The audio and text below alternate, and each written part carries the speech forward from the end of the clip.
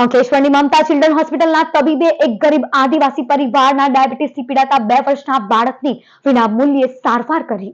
પાનોલી ગામના દીપિકાબેન અરવિંદભાઈ વસાવાના લાડકવાયા 2 વર્ષના પુત્રને ડાયાબિટીસ હોવાથી તેની તબિયત લથડી રહી હતી.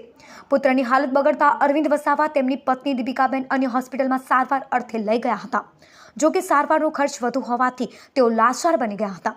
બંને પતિ પત્ની મજૂરી કામ કરતા હોવાથી સારવારનો ખર્ચ ઉપાડી શકે તેમ ન હતા. પુત્રની હાલત બગડી રહી હતી અને પુત્રને બેભાન અવસ્થામાં મમતા ચિલ્ડ્રન હોસ્પિટલ ખાતે લઈ આવ્યા હતા. મમતા હોસ્પિટલના ડોક્ટર નીરજ ગુપ્તાએ બાળકને તપાસી જરૂરી સારવાર શરૂ કરી હતી.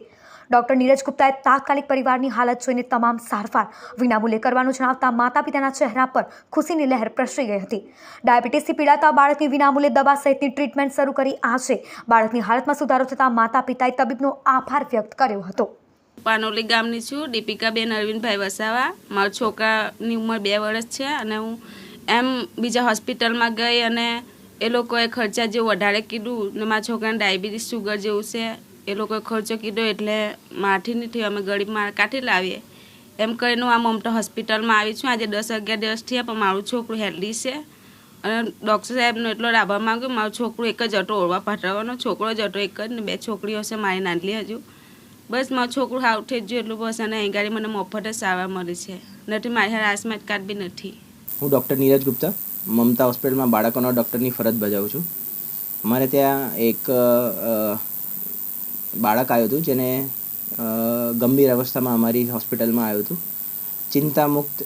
ચિંતામાં માતા પિતા હતા કારણ કે એમને ડાયાબિટીસ બાળકને 2 વર્ષના બાળકને ડાયાબિટીસની બીમારી હતી.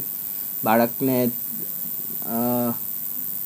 એક તો પૈસાની અછત મમ્મી પપ્પા પાસે અને બાળકની અવસ્થા ગંભીર અવસ્થામાં માતા પિતા ઘણા ચિંતામાં અમારા હોસ્પિટલમાં આવ્યા હતા.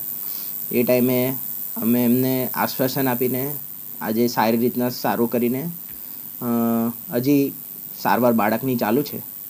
અને બધા કહેતા હોય છે કે ડૉક્ટર એ ભગવાનનું સ્વરૂપ હોય છે. અમે એવું નથી માનતા.